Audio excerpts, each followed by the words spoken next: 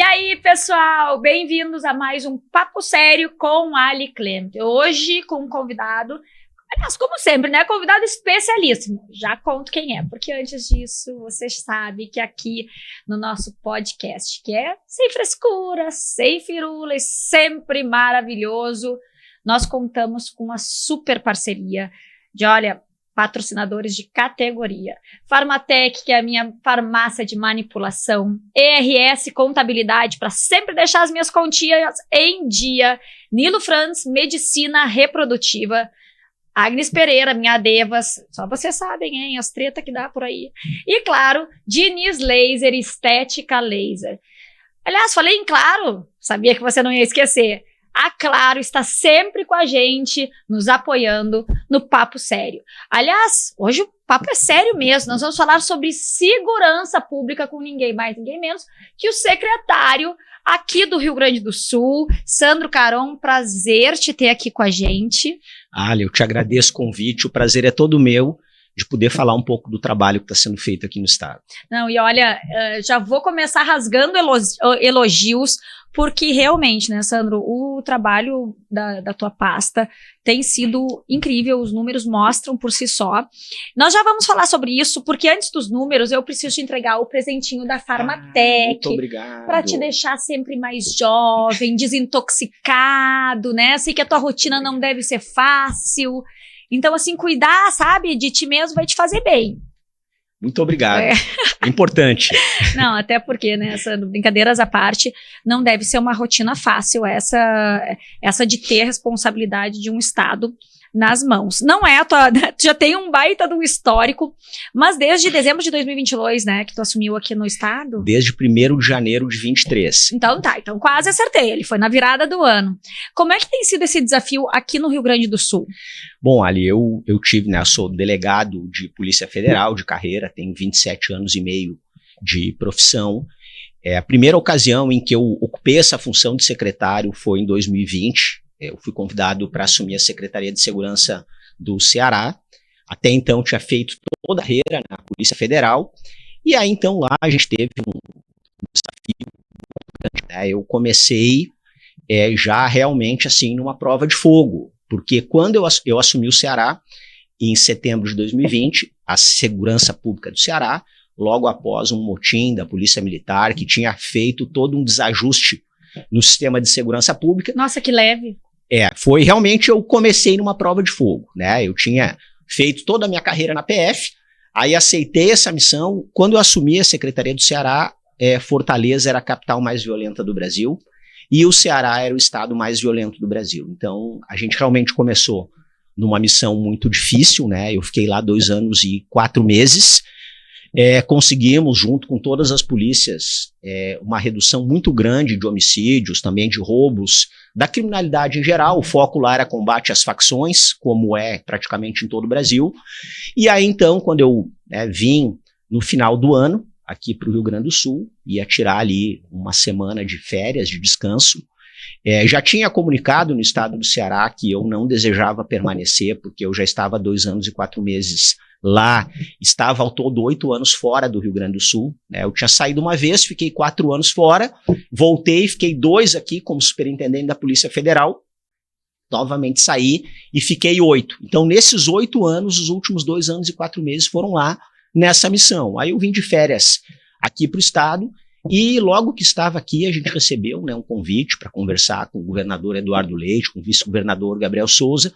E lá eles me fizeram o convite, eu prontamente aceitei, né? Foi uma surpresa muito positiva. Eu tinha vindo passar o Natal aqui, né? Eu não passava um Natal aqui há 8 anos, e eu tinha vindo, recebi o convite, mas moral da história, eu respondi até 31 de dezembro de 22 como secretário do Ceará, e no dia 1º, 11 da manhã, eu tomei posse aqui. Então, emendei uma missão difícil na outra, mas é aquilo, né? Quando é a segunda vez que tu ocupa um cargo, tu sempre acaba já trazendo experiências, e a minha experiência lá foi muito grande, porque realmente era o estado mais violento do Brasil, Fortaleza era a capital mais violenta do Brasil, e a gente conseguiu sair de lá com grandes reduções, tirando o estado dessa situação muito negativa. Pois eu só imagino, porque assim, deve ser uma realidade bem diferente em termos de contexto urbano. A gente claro que se preocupa muito com a segurança aqui, temos visto melhorias, mas imagino que mesmo no pior momento no Rio Grande do Sul não se compare com o que se tem nas capitais do Nordeste do Brasil, né? Essa percepção faz sentido, assim, do ponto de vista de quem está por trás tentando realmente combater. Eu assumi uma secretaria aqui em janeiro de 23, que já vinha muito bem gerida, né? O governo já fazia um grande trabalho com o programa RS Seguro, então foi diferente. Lá eu assumi no momento de caos. Aqui eu assumi no momento, numa unidade, uma estrutura que já vinha muito bem gerida, mas aí vem o outro lado, né, Ali? Quando tu assume algo que já tá bom, tu tem o desafio que é conseguir manter e reduzir. Mas felizmente... Sim, às vezes é mais difícil profissionalmente, porque tu não chega botando banca, tu já tem algo que tá funcionando. Sim. Claro, aquilo que a gente fala no meio da segurança. Quando o mato tá alto, quando os indicadores estão super elevados, tu faz um trabalho ali bem feito, e mais ou menos com um ano e meio, tu vai ter reduções de 20%, 30%. Então, isso te coloca realmente num patamar de muita visibilidade. Agora, em matéria de indicadores de criminalidade, quanto mais tu reduz os indicadores, mais difícil é para tu reduzir, né? Tu olha aqui os números do Rio Grande do Sul, ali entre 18, 19 e 20, aconteceram grandes reduções. Depois isso mais ou menos estacionou, porque o trabalho já vinha bem feito, né? Então eu vim numa missão, assumir uma estrutura que já vinha muito bem, mas aí é aquilo também que eu acho que isso vem no perfil de cada um, né? Eu não gosto de assumir nada para manter do jeito que tá. Eu sempre gosto de deixar alguma coisa diferente. Eu acho que o diferente que eu consegui trazer, estou conseguindo trazer, não é a questão do conhecimento de Estado, que nós temos muitas pessoas que têm conhecimento bom de Rio Grande do Sul.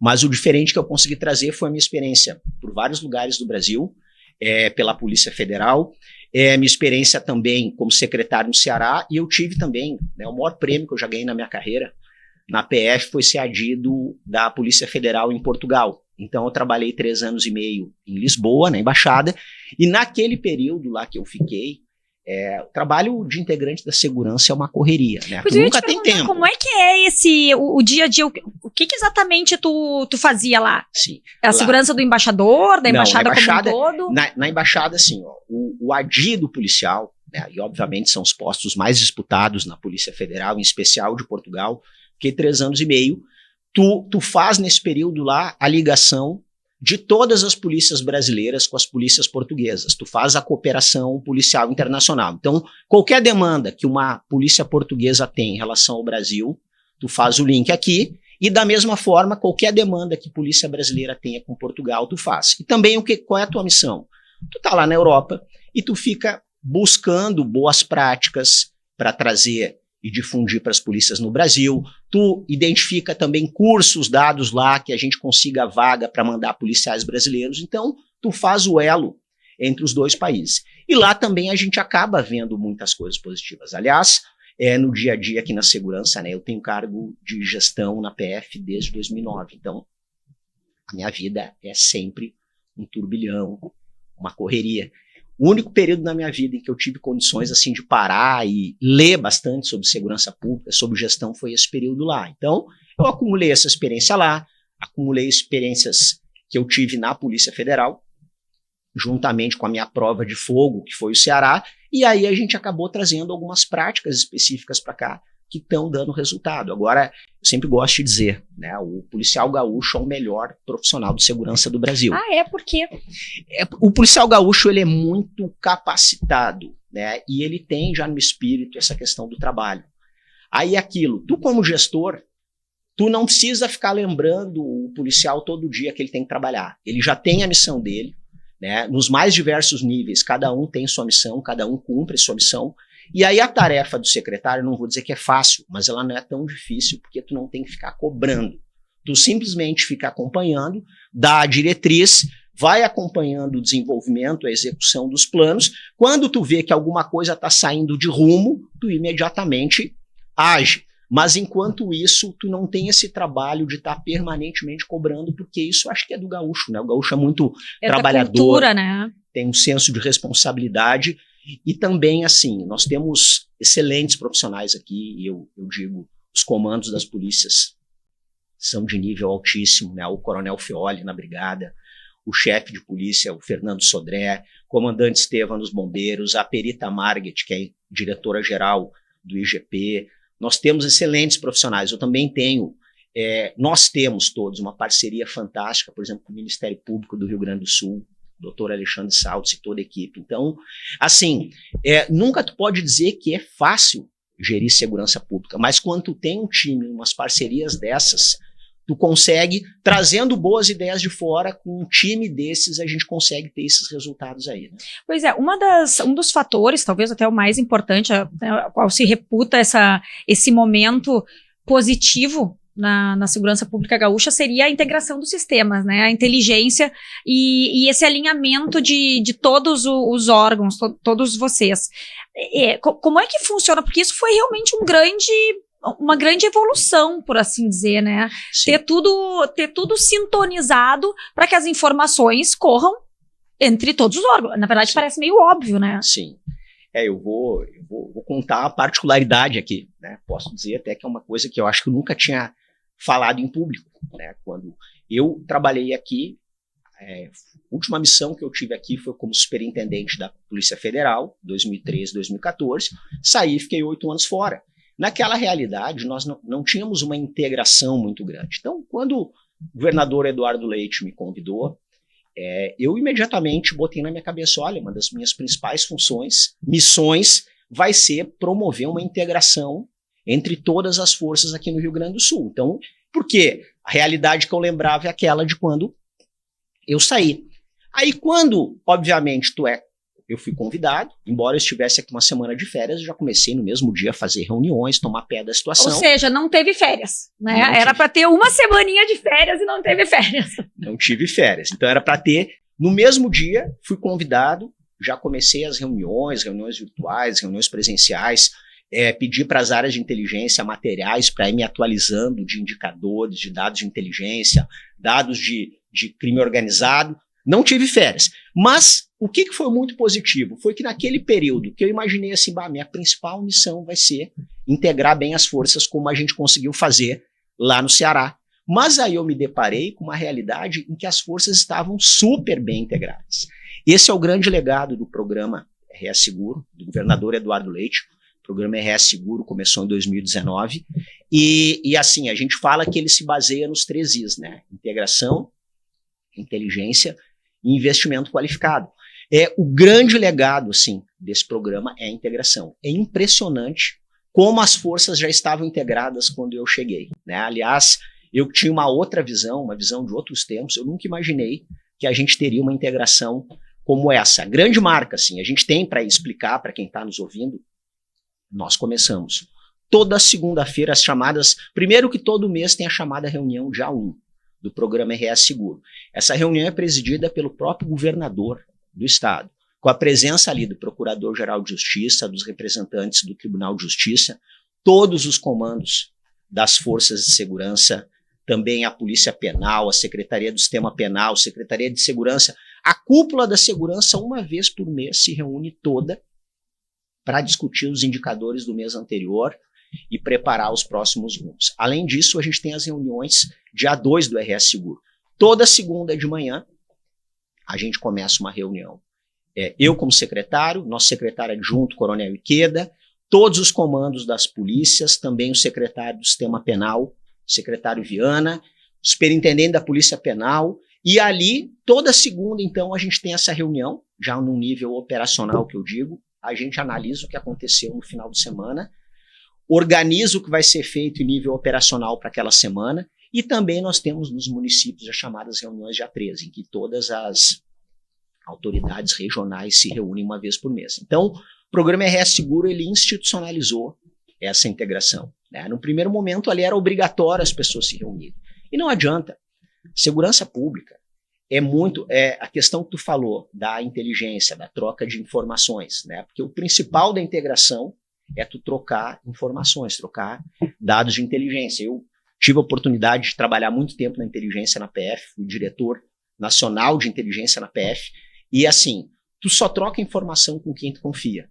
Então, se não tem esse olho no olho, pelo menos uma vez por mês, de todas as autoridades, se não tem essa frequência de conversas presenciais, a confiança reduz e tu não troca dado de inteligência. É presencial mesmo. Presencial. Então, acaba sendo como um time, né? Tu realmente sente essa... Quando eu cheguei, essa reunião dia 1, né, com o governador sempre é presencial.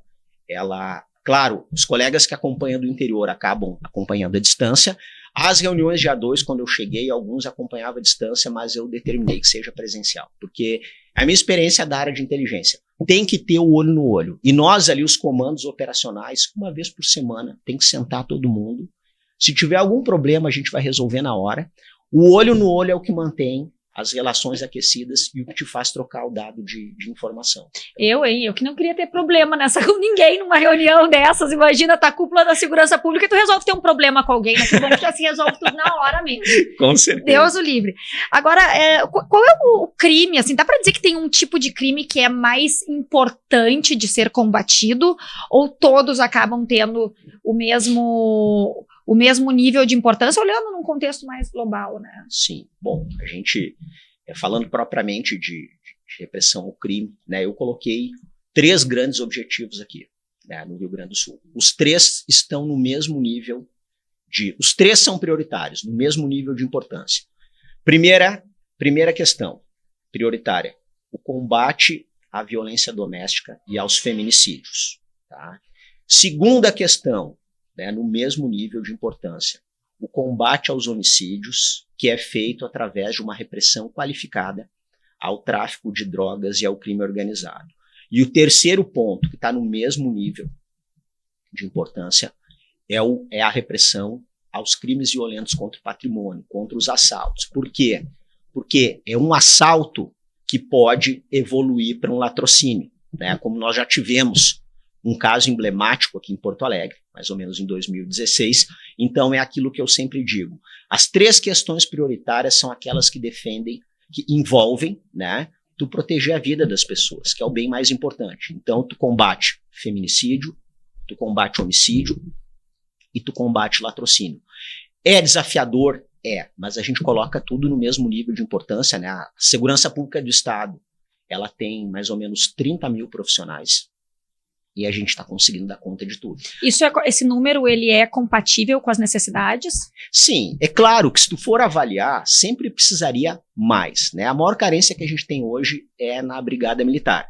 Mas o governo vem nos auxiliando e fazendo vários chamamentos, né? Como a gente está nesse momento formando mais 400 soldados da Brigada, eles até o final do ano estarão atuando, né? Então a gente está sempre fazendo chamamentos, buscando melhorar. Claro, nunca é o ideal, mas a gente está conseguindo dar uma resposta muito boa. E aquilo, o gestor público nunca vai trabalhar com todo o recurso que seria necessário. Então tu tem que fazer gestão mesmo, né?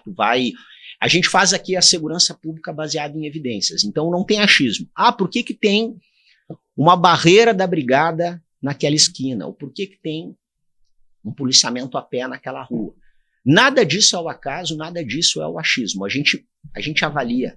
Tem uma ferramenta que se chama GSEG, né, em que tu abre até do teu celular, os comandos abrem, e tu avalia praticamente em tempo real os indicadores criminais do Estado. Então, quando tem algum aumento de um determinado tipo de crime, ela te dá o alerta. Né? Então, por exemplo, deu um alerta de aumento de roubos de veículo em um determinado bairro em Porto Alegre. De imediato, a gente aciona a brigada para fazer um policiamento preventivo, aquela presença lá, para impedir que aconteça, e bota junto a Polícia Civil, que entra com a investigação.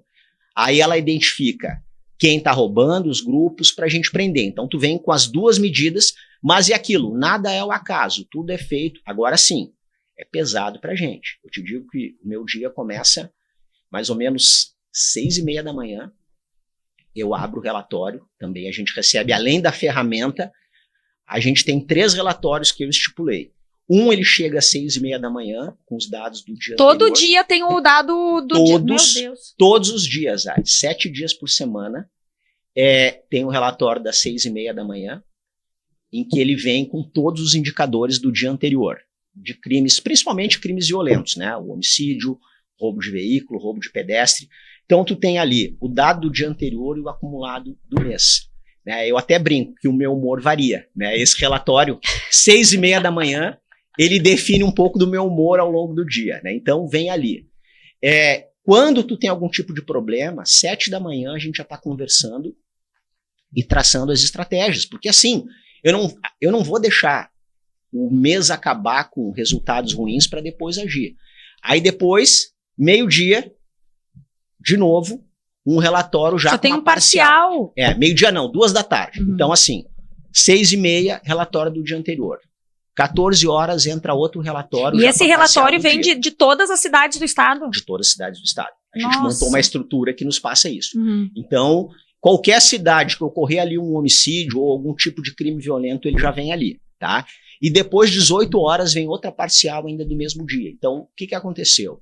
Tu verificou que deu um homicídio numa determinada cidade. De imediato, a gente organiza para a brigada fazer uma saturação do policiamento lá. Ou seja... Saturação é dar ter uma presença intensiva. mais forte lá, dar uma intensiva lá. Por quê? Então, tu aciona a Polícia Civil para ir a campo investigar e tentar já prender em flagrante quem praticou o crime. E, por outro lado, a brigada vem com um policiamento forte, porque às vezes de um homicídio pode vir outra pessoa tentar cometer outro homicídio. Então, tu estanca a situação. É aquilo, eu não deixo terminar o mês ruim para agir, a gente age imediato, né? Porque segurança pública é uma coisa muito séria. Se tu errar, alguém pode morrer. Por isso que eu digo assim, não tem férias, não tem período de descanso, não tem tu desligar celular, eu vou ficar no lugar que não pega telefone. Não, tu tem que estar sempre ligado. Quando a gente anuncia assim o resultado do mês, né? Aí tu te dá conta assim, que maravilha. Mas assim, Ali, virou o dia seguinte e já começou a luta de novo. O trabalho não cessa, né? Não, e eu acredito que também tem algumas situações, como por exemplo no mês passado, o latrocínio deu uma subida, né?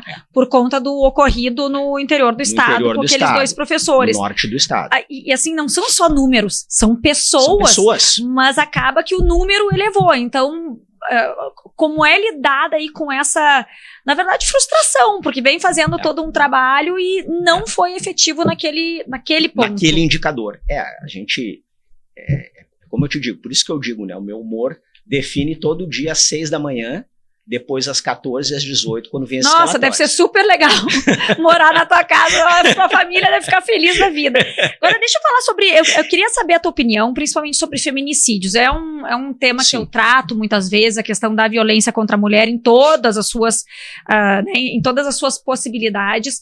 E é um crime, a meu ver, diferente, porque ele acaba não dependendo tanto das condições socioeconômicas de uma determinada região, mas sim da cultura que está enraizada em determinada localidade, né? É uma permissão que os homens ainda têm de achar que pode ir lá e bater ou até mesmo matar suas mulheres.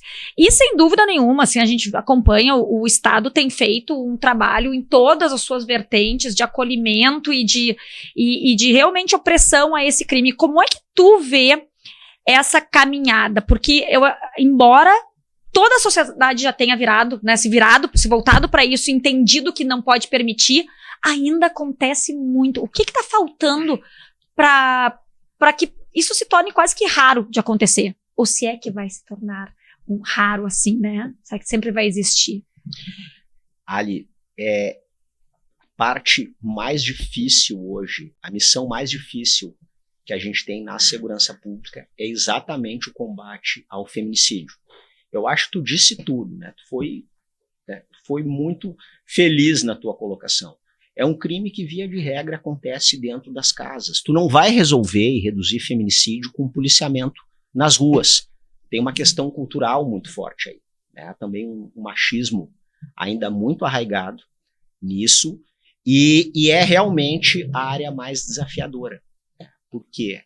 Tanto é que o Rio Grande do Sul, ele teve, tu olha ali de 19 em diante, o estado veio tendo, né? Primeiro teve uma redução grande de homicídios, depois passou a reduzir pouco, mas seguiu reduzindo. E boa parte desse período, embora reduzisse homicídio, reduzisse latrocínio, o feminicídio ele estava aumentando, tá? E isso não era só um problema do Rio Grande do Sul, era um problema de vários lugares do Brasil. Tanto é que nas reuniões do Conselho de Secretários, dos temas mais debatidos... De secretários do Brasil. A gente tem o Conselho Nacional de Secretários de Segurança, e sempre a gente leva pontos de interesse de todos, e a gente debate, sempre o debate é como reduzir feminicídios. Então, De toda a reunião que a gente tem a cada 2, 3 meses, no mínimo 2 horas são discutindo estratégias para reduzir feminicídio. Gente, que loucura isso. E a gente tem uma relação muito franca de difundir boas práticas. E o feminicídio é o tempo inteiro, cada um colocando o que vem fazendo. Tá? Inclusive, a gente inaugurou agora a segunda DEAN, segunda delegacia, né, de atendimento às mulheres na Polícia Civil, a segunda DEAN de Porto Alegre. Né? Nós temos agora no estado 22 delegacias, DEANs. Em várias cidades em que nós não temos as DEANs, nós temos as salas das margaridas, que são dentro das delegacias, espaços até com uma decoração humanizada, né? Policiais que têm uma capacitação específica. Não, e isso como é importante, porque na verdade são esses pequenos detalhes que levaram as mulheres a quebrar essa barreira, sim, né, derrubar, sim, essa parede e, sim, buscar o apoio mesmo, se sentir acolhida, porque até não muito tempo atrás era uma vergonha. Sim, é um absurdo, é aquilo que a gente fala. A mulher gaúcha vítima de violência não pode ser vítima 2 vezes. Quando ela procurar o Estado, ela tem que ser acolhida. Isso é um princípio básico. Aliás, um dos pontos, um dos pilares do programa RS Seguro é a qualificação do serviço prestado ao cidadão. E eu falo isso também no geral. O cidadão comum, via de regra, ele vai a uma delegacia de polícia 1 a 2 vezes em toda a vida dele. Tá? Essa é a média. Tá? E a imagem que esse cidadão vai ficar da segurança pública não é a imagem do secretário, não é a imagem do chefe de polícia. É a imagem da pessoa que o atendeu ali. Né? Então a gente preza muito por isso também. O cidadão, quando ele procura o Estado, ele está fragilizado, ele precisa ser acolhido. Agora, quando a gente fala, então, nas mulheres vítimas de violência, isso ainda é muito maior. E aí aquilo, o Estado ele tem que ter profissionais, claro, prioritariamente sempre. Esse atendimento é feito por policiais do sexo feminino, mas mesmo não sendo do sexo feminino, não tendo a disponibilidade na delegacia, todos os profissionais que fazem esse atendimento, eles têm um treinamento dentro da ideia de acolhimento, como tu mencionou. Então, eles têm que ser treinados. O ambiente, ele é diferente, ele tem que ser um ambiente acolhedor. A gente sabe que uma mulher vítima de violência doméstica, ao relatar aquilo a uma autoridade, é claro que ela vai sofrer, a gente sabe. Mas eu sempre gosto de fazer um apelo, né, que a forma que o Estado tem de tomar conhecimento de uma situação como essa e agir para estancar, para isso não evoluir para um feminicídio, é ter conhecimento através dos registros de ocorrência. Mas, por outro lado, também a gente sabe o quanto isso é difícil. Então, a gente vem buscando, por exemplo, a Polícia Civil criou a delegacia online da mulher também. Então, a mulher vítima de violência que queira fazer esse registro, ela também pode fazer isso em alguns tipos de crime de casa. É muito importante que isso seja feito. E para a gente explicar, assim, para quem não é da área do direito, no momento em que ela faz esse boletim de ocorrência, a Delegacia da Mulher instaura um inquérito policial, produz as provas e, havendo um risco, né, um risco à vida dela, à integridade, o delegado ou a delegada pedem ao juiz uma medida protetiva de urgência. Então, decretada essa medida, via de regra, o agressor ele não pode se aproximar, não pode chegar mais do que 500 metros, por exemplo, da vítima. Vai ter uma definição ali do que é a restrição que ele tem. Então, a gente procura o quê? Criamos mais uma segunda DEAN em Porto Alegre, para dar vazão a essas investigações. Criamos a delegacia online. Claro, a gente quer, com o tempo, instalar outras DEANs pelo Estado, mas também vem a questão, decretada a medida de urgência, a polícia tem que fiscalizar o cumprimento. E aí o Rio Grande do Sul, ele colocou em prática o ano passado o chamado monitoramento eletrônico do agressor. Então, uma ferramenta tecnológica que permita a polícia sempre saber onde está o agressor e onde está a vítima, de modo que ela consiga exatamente fiscalizar que o agressor não vai desrespeitar a medida judicial. Essa foi uma sacada sensacional, né? Usar, assim, trazer a tecnologia também para essa guerra. Como é que funciona o monitoramento? A mulher tem ali um... Sim, então... Bip, bip, bip. Isso. Quando essa medida é decretada... É automático. Quando ele chega, passa de um perímetro... Isso, exatamente. Quando essa medida é decretada pelo Poder Judiciário, até novembro nós vamos ter a disponibilidade dessa ferramenta em todo o Rio Grande do Sul. Então, quando essa medida ela é decretada, o judiciário determina se é caso ou não de colocação da tornozeleira eletrônica, de monitoramento. Então, o juiz determinando isso, a gente coloca no agressor uma tornozeleira eletrônica, tá? É um equipamento de ponta hoje, em nível de mundo, inclusive é muito difícil de ser rompido, e a vítima recebe um aparelho semelhante a um telefone celular. No nosso monitoramento, caso ele desrespeite essa distância mínima, por exemplo, de 500 metros, é dado o alerta no sistema. A vítima também recebe o alerta no aparelho dela de que ele está se aproximando. De imediato, o que a polícia faz? Ela vai, primeiro, ir em direção à vítima para protegê-la. Na sequência, ela vai para localizar o agressor, abordá-lo, e aí ele é conduzido para uma delegacia para ele explicar por que descumpriu. Tá? Nós já tivemos 50 agressores com tornozeleira que desrespeitaram as medidas e foram presos por desrespeitar as medidas. E era desrespeito mesmo, eles sabiam onde estavam indo? Esses casos em que acabaram presos realmente eram um desrespeito. Às vezes ele pode acontecer em algum momento, por exemplo. Dá uma coincidência. Dá uma coincidência, estão em lugares próximos, um não sabe do outro, mas assim, dado o alerta, primeira ação da segurança é ir até onde está a vítima para protegê-la. De imediato, ela aborda o agressor e o conduz para uma delegacia. Verificado que ele realmente, intencionalmente desrespeitou, normalmente ele acaba preso. Né? Nós prendemos 50 já, desde que se colocou a ferramenta em uso, né? Mais ou menos 1 ano, e aquilo é mais uma ferramenta. Agora... Só um parênteses, eles ficam presos ou vai preso, leva um susto e ó... Não, isso depende muito, porque depois de preso é o Poder Judiciário que define né, quanto tempo ele fica, mas muitas vezes ficam presos mesmo. Né, uma prisão preventiva exatamente para impedir que aquilo avance, porque tem alguns casos concretos em que realmente a segurança avalia, e também isso é analisado pelo juiz, pelo Ministério Público, olha... Se esse homem ficar solto, ele tem um risco muito grande de praticar um feminicídio. Então, nesses casos, há uma decretação de preventivo. É aquilo.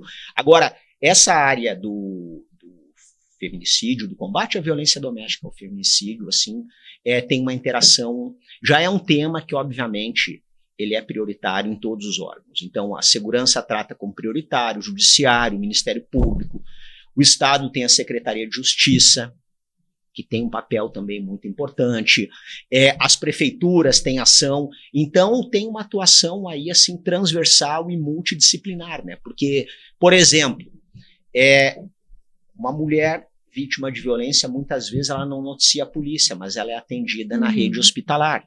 Então, essas áreas do Estado têm que estar conectadas para que a gente consiga detectar situações desse tipo, né? O grande desafio no combate aos feminicídios é exatamente detectar previamente as situações antes que ele ocorra, né? Então, a gente conseguiu, no ano de 2022, foram mais ou menos 106 feminicídios. Em 2023, conseguimos reduzir, foram 87. Mas o feminicídio é um crime tão grave que eu digo, se houver um só, já não dá para comemorar. Né? Na verdade, esse é o problema, vocês trabalham pela prevenção, porque qualquer número já é um qualquer estrago, número já né? É ruim. Então, é o tipo de crime que tem que trabalhar pelo zero. Tá? A gente já está, esse ano, a gente já está reduzindo mais de 30% em relação ao ano passado. A gente conseguiu de 23 para cá uma coisa que não se conseguia há muito tempo aqui, que era colocar em queda os feminicídios. Né? Mas a gente sabe que as coisas estão dando certo, mas a gente tem que avançar, tem que ter mais DEANs, tem que ter mais estruturas, e as outras áreas do Estado também estão se mobilizando, porque essa questão de combate à violência doméstica, de combate à violência à mulher em geral, ela é sim uma questão prioritária hoje, né? Mas é aquilo, a gente sabe que a gente tem que reduzir muito, né? Isso é uma das mazelas da nossa sociedade, né? Mas passa também por outras, é uma questão multidisciplinar, assim, porque precisa passar pela questão da educação nas escolas, né, de uma análise social mesmo.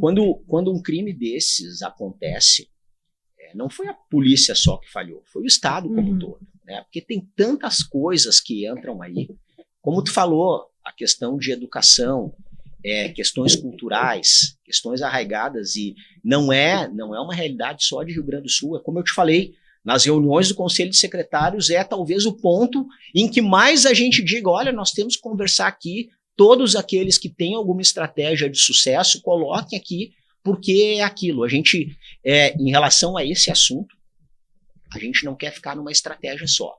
Qualquer coisa que pareça que pode dar algum efeito, a gente vai colocar em prática. Exatamente. Sandra, deixa eu falar uma coisa sobre... Acho que esse também é uma realidade, possivelmente em todos os estados, em todos os lugares, os crimes cibernéticos. Porque a gente vê, assim, todo mundo levando golpe, isso sem falar só para falar dos mais simples, né? Um golpezinho ali do WhatsApp. Mas mesmo a questão da troca de material, pedofilia, isso tudo, nós temos já estrutura suficiente para lidar com esse crescimento absurdo, avassalador dos crimes na internet?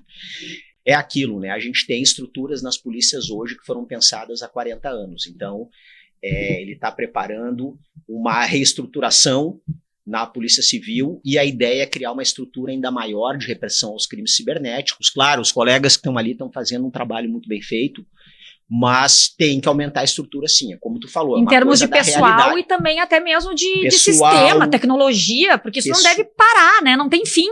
Pessoal, equipamento tecnológico, tudo. E tu tem que ter um profissional que atua nessa área, ele tem que ter uma expertise completamente diferente. E também quando eu falo de integração, nesse ponto, a gente faz muitas ações aqui, e os outros estados também. Nesse ponto, a integração tem que ser imensa. Por quê? Porque assim, o criminoso que está aplicando estelionatário aqui no Gaúcho, ele pode estar em qualquer lugar do Brasil, ele pode estar em qualquer lugar do mundo. É muito comum, Polícia Civil sai daqui e vai cumprir mandado de prisão em outro estado, por exemplo, em Goiás, em Santa Catarina, no Paraná, em cima de hacker que está aplicando estelionato, né, pela internet, em pessoas aqui no estado, em outros locais também, né. Hoje, dificilmente tu vai ter a figura assim de alguém daqui aplicando estelionato aqui, não. Tu vai te deparar, muito desses golpes hoje são praticados de dentro de presídios de outros estados do Brasil. Né, eu lembro, quando eu estava como secretário no Ceará, a gente detectou pessoas aplicando esses golpes de dentro de presídio. Eles estavam... Aí a Polícia Civil do Ceará fez uma investigação muito boa. Eles estavam aplicando muitos golpes no Ceará, eles estavam dentro de um presídio no Rio de Janeiro, aplicando esses golpes de lá. E eu lembro que na ocasião eles aplicavam em vários estados, inclusive no Rio Grande do Sul. E à época a gente entrou em contato aqui com a Polícia Gaúcha. Então, isso exige muita integração. As polícias estão avançando nesse sentido, mas sim, a gente vai aumentar a estrutura aqui da Polícia Civil, porque, claro, hoje se consegue fazer, mas é como tu disse, antigamente se pensava, o crime cibernético é o crime do futuro. Não, hoje ele é o do presente. Tanto é que tu observa, quando eu entrei na polícia, e a gente acaba se entregando... Quando tu entrou lá atrás mesmo. Sim, a gente acaba se entregando que tá ficando velho, né? Quando entrei na polícia, a gente investigava o assaltante de banco. Então era aquele grupo altamente armado que invadia um banco, né? Os caras ali entravam muitas vezes. Eu morria de medo de ir em banco por medo de assalto. Sim. Então quando eu entrei na polícia, e a gente vê que tá ficando antigo na polícia por isso, né? A questão era o assalto a banco. Então todo o foco da gente à época era prender quadrilhas de assaltante de banco. Então é aquele grupo, como eu te falei, bem armado, criminosos com perfil agressivo, alguns com treinamento até militar. Hoje tu já não vê isso tanto. Por quê? Porque o crime cibernético acaba tendo um risco muito menor, muito mais lucrativo. Então também o crime está mudando, né? Então o que tu pensa? Como o crime mudou de perfil, as estruturas das polícias também têm que mudar de perfil, né? Então realmente a gente vai aumentar a estrutura. Tô dando até aqui um spoiler. Opa, era isso que eu queria saber, porque na verdade é para ontem isso, não adianta, senão a gente tá sempre para trás. Isso, exatamente. Eu tô dando aqui um spoiler, isso aqui a gente quer fazer para esse ano já aumentar as estruturas, né? Criar uma estrutura maior. Hoje a gente tem uma delegacia, mas tem que pensar em algo maior. E assim, não é hoje na Polícia Civil só a Delegacia de Crimes Cibernéticos que faz esses tipos de ação, né? A Delegacia de Canoas, que da Polícia Civil, faz grandes trabalhos, né, nessa área. Alguns já foram até divulgados em mídia nacional, porque a gente está pegando quadrilhas que, como eu te falei, o perfil desse crime é o seguinte: quem pratica crime aqui pode estar em qualquer lugar do Brasil, até em outro país, e ele aplica golpes em vários estados do Brasil, né? Então tem que trabalhar numa ideia de integração e tudo, mas isso já existe. Agora, tem que ter mais gente, tem que ter mais equipamento e o policial tem que ter um treinamento todo especializado, né? Sandro, para finalizar, porque não tem como não imaginar, tu não tem medo, hein? Porque assim, são anos e anos e anos à frente de uma situação, né, eu acho que do posto mais delicado que tem na estrutura de qualquer estado. Tu nunca te pegou numa situação questionando, mas o que eu inventei da minha vida? Não, eu adoro o que eu faço, né? Eu digo que o dia é difícil, mas eu amo o que eu faço, né? Eu tenho quase 27 anos de carreira. Eu nunca levantei um dia desmotivado para ir trabalhar na polícia. Só de mau humor quando tu vê os indicadores. Aquilo ali, quando vê que os indicadores não estão bons, realmente tem que segurar, né? O sangue sobe, mas a nossa reação é a seguinte: não tá bom, vamos adotar as medidas de imediato para estancar, né? A expressão que a gente usa é o dedo no pulso, porque não pode ter um resultado bom e baixar a guarda achando que já ganhou, não. Tá? O crime ele vai sempre se reinventar, né? Então, assim, a gente está sempre buscando, eu gosto de dizer isso, né? Quando a gente anuncia a redução de indicadores, que bacana, mas não tem já ganhou aqui, não. Bacana, tá bacana, mas vamos aumentar ainda mais o ritmo, porque se a gente está né, no caminho certo, o negócio agora é aumentar mais o ritmo, é prender. Eu não tenho medo, não, do que eu faço, né? Para mim, eu parto do princípio que o bandido tem que ter medo do policial, né? O bandido tem que ter medo do policial. Não tenho medo nenhum, tá?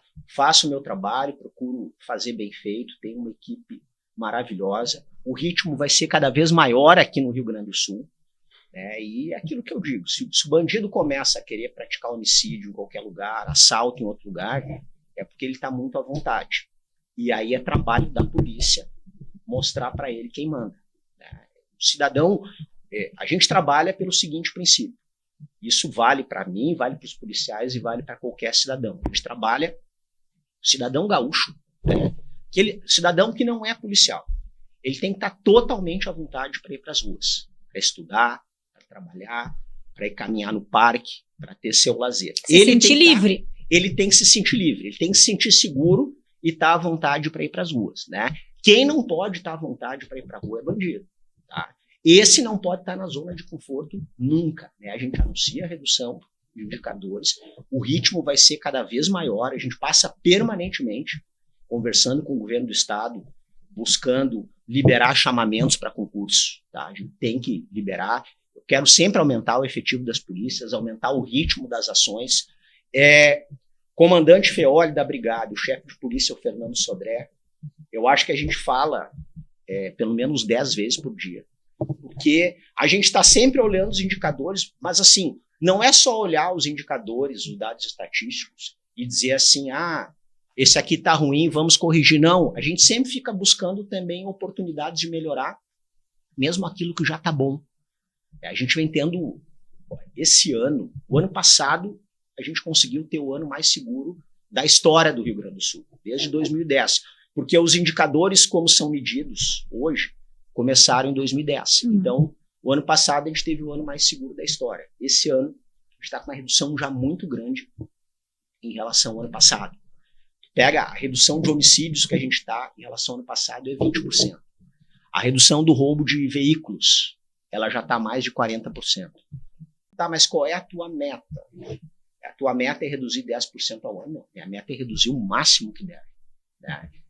Tempo tem que estar sempre trabalhando, né? Eu tenho também uma coisa que eu acho que talvez eu nunca tenha dito em entrevista, né? Nós temos vários cortes para fazer aqui do secretário com comentários inéditos. Sim.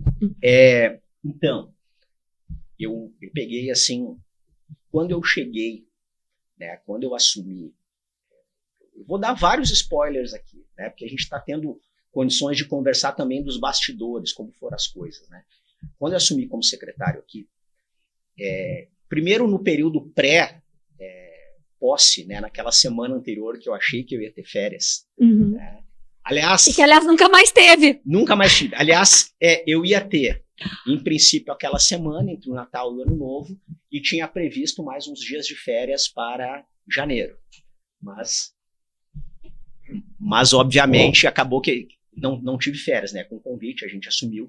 Então, a gente teve algumas conversas, algumas reuniões já no período ali pré-posse, E eu perguntei a alguns colegas o que eles achavam que poderia ser feito para reduzir ainda mais os indicadores. E alguns me deram boas sugestões, trouxeram já algo que poderia ser aplicado, e outros insistiam na tecla de que não tinha mais como reduzir os indicadores do Rio Grande do Sul, né, que nós já teríamos chegado ali a um valor mínimo e que não tinha como reduzir. Obviamente, a gente acabou valorizando aqueles colegas que nessas conversas prévias foram enfáticos no sentido de que a gente ainda podia reduzir, né? Porque tu não pode, se tu aceita que tu já chegou ao máximo e não tem como evoluir, fica difícil, né? A gente tem que sempre buscar. E como se fosse um mundo maravilhoso, né? Exatamente, quer dizer, eu tô com redução, tô.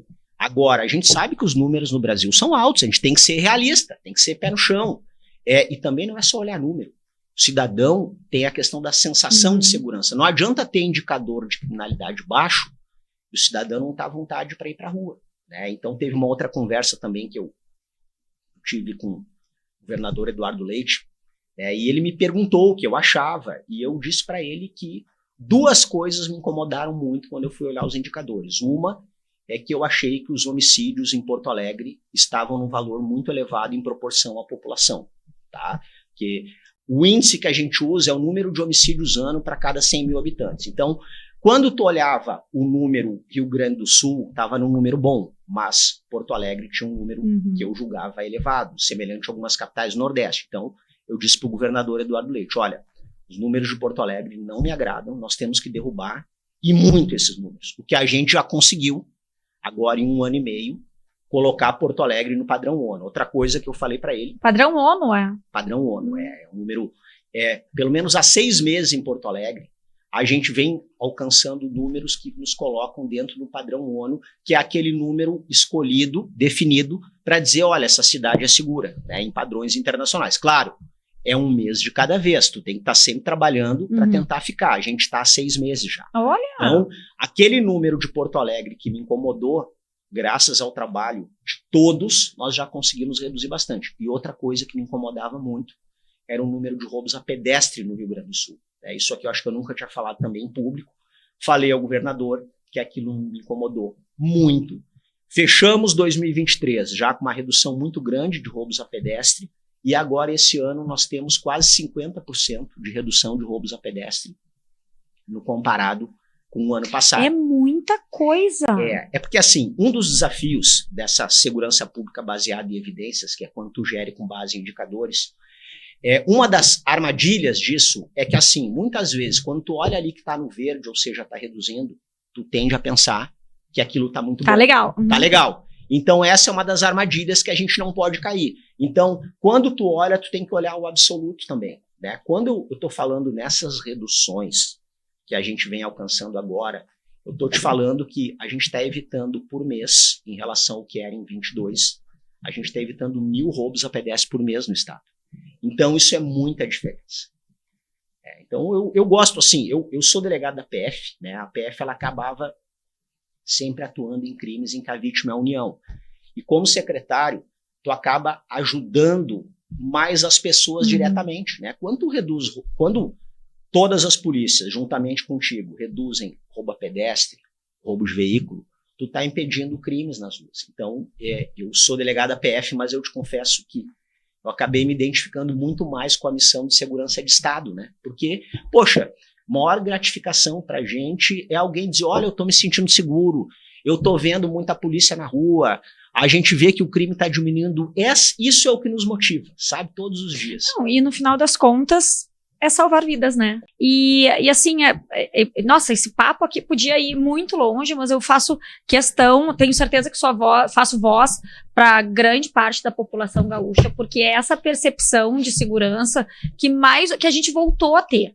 É claro que ainda tem algo lá enraizado na gente que vamos ser assaltados a qualquer momento, mas hoje dá para dizer que se vive uma vida normal, nos padrões ONU, nem sabia que era padrões, mas nos padrões do mundo. Então, quero parabenizar, né? Tem sido, imagina, um curto espaço de tempo e esses índices cada vez melhores, espero que melhorem ainda mais. E assim, que bacana também poder passar para a população, talvez para as novas gerações, esse orgulho da polícia, né, da segurança do nosso estado, porque isso o gaúcho tem. Ele tem muito respeito, muita admiração por todo mundo que trabalha na segurança, na polícia, na brigada. Então, tá aí, né? Exatamente por isso temos que enaltecer esse trabalho e agradecer que continue assim, não desanima, só não queremos te ver de mau humor. Não, olha, obrigado e assim, a gente está muito motivado, eu digo, os comandos das polícias são muito parceiros, né? A gente pega comandante Feoli, subcomandante Coronel Douglas, a Polícia Civil, chefe de polícia, todos os diretores, Instituto de Perícias, como eu te falei, parceria com o Ministério Público é fantástica. Polícia Penal também, não citei aqui porque não está dentro da Secretaria de Segurança, mas eu gosto de fazer essa menção. É muito importante essa ação da Polícia Penal nos presídios, né? O que acontece no presídio tem impacto na rua. Então, quando tem algum problema em determinado tipo de crime, uma cidade, além das ações na rua, a gente combina também ações com a Polícia Penal. Como eu digo, a turma é muito boa, né? Tu trabalhar com um time desses te motiva. E tu falou um ponto que eu já trabalhei pela PF em vários estados do Brasil, mas é impressionante como o gaúcho admira suas polícias. E isso é muito legal. Eu como secretário, assim, o que mais me orgulha não é nem ouvir um elogio para mim, o pessoal dizer assim, como a brigada está trabalhando bem, como a Polícia Civil está trabalhando bem. E o melhor elogio, assim, às vezes tu recebe a mensagem de um amigo, o pessoal teve uma demanda, foi rápido, foi prestativo. E assim, a gente sabe que está caindo, mas vamos aumentar o ritmo ainda. Buscar mais contratações, mais equipamento, né? O governo do estado vem investindo em equipamento, até para a gente ter mais condições de atender as demandas em eventos climáticos, como as enchentes, aumentar o ritmo, né? Tá bom, mas a gente tem que melhorar, não dá para se acomodar nunca. O papo é sobre segurança, e se tem uma coisa que a gente quer ficar bem seguros é com dinheiro na nossa conta, tudo direitinho. Nada melhor do que as dicas da Prida Daut, da RS Contabilidade, que sempre nos brinda com informações valiosas. Você já ouviu falar em BPO financeiro? Nada mais é que a terceirização de processos financeiros da sua empresa feita por uma empresa especializada. E isso pode incluir uma variedade de serviços, como conciliação bancária, faz o registro de todas as transações financeiras do dia a dia, a gestão de contas a pagar e receber, controla os pagamentos de fornecedores, despesas e o recebimento dos clientes. Folha de pagamento, faz o processamento de salários e dos benefícios dos funcionários. Planejamento e análise financeira, faz a elaboração de orçamentos, previsões e análises financeiras com precisão. Conformidade fiscal é a garantia de que a empresa está em conformidade com todas as leis e regulamentos fiscais. A terceirização desse processo permite que a sua empresa se concentre nas principais atividades, enquanto se beneficia da expertise e eficiência de profissionais especializados em finanças. E isso pode resultar numa maior redução de custos, precisão e conformidade para a sua empresa, além de acesso a sistemas e de toda a tecnologia que possui no mercado. A IRS é uma empresa experiente em terceirização. Conte conosco para alavancar seus negócios. Falando em comunicação, nada melhor do que ter o melhor provedor de internet, operadora de celular, a Claro, né? Inclusive, vou mostrar para vocês. A minha é Claro mesmo, estão vendo? Estão olhando só a Torre Eiffel aqui, né? Mas eu tô com a Claro, espero que você esteja também. Com a Claro, você se conecta mais com o que ama. I've been catching vibes so fresh and clean. Yeah, I'm feeling good, feeling free. Running from my head down to my feet. It's a beautiful day. It's a beautiful day. Come out and play. Com a Claro, você se conecta mais com o que ama. It's beautiful. Os nossos maiores bens é a nossa família, né? Principalmente nossos filhos. Eu sei que você e tem muita gente que tem esse desejo de ser pai, de ser mãe, ou tem o desejo não sabe quando. Pois eu tenho uma dica para você, que é nosso super parceiro aqui do podcast, Nilo Frantz Medicina Reprodutiva. Lá você encontra toda a tecnologia, os melhores profissionais, um lugar extremamente acolhedor para receber você e trilhar essa jornada linda que é ser pai e ser mãe. Onde você vê um sonho, Nós vemos possibilidades. Você tem esperanças, nós temos tecnologia. Você imagina o futuro, nós planejamos o amanhã. Você tem o apoio da sua família, nós temos um grande time. Você conta os minutos para a chegada, nós acompanhamos cada fase. Você enxerga a felicidade, nós também. Nilo Frantz, Medicina Reprodutiva. Eles são incansáveis e imparáveis, mas é isso que a gente precisa. Olha, gente, muito obrigada por mais esse papo sério hoje com o secretário de Segurança Pública, Sandro Caron.